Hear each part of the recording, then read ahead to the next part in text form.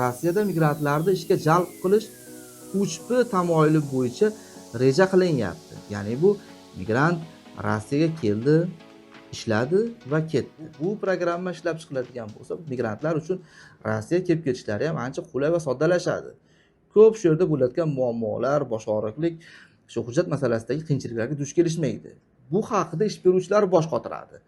Agar bir sabab bo'lib qolib mamlakatdan chet el fuqarosini chiqarib yuborish kerak bo'lib qolsa ham, bu ish beruvchilar bo'ynida firma qoplab berish kerak bo'ladi. Hech qanday spetspriyomda muddatini kutib, bilet olib va hokazo shunaqa qiyinchiliklarga duch kelishmaydi.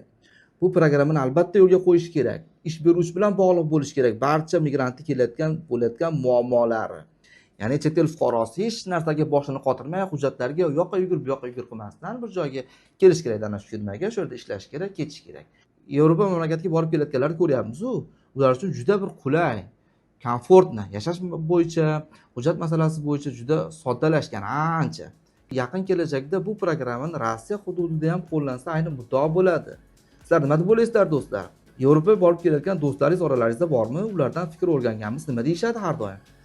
Fikrlaringiz bo'lsa, video ostida izohlarda qoldiring.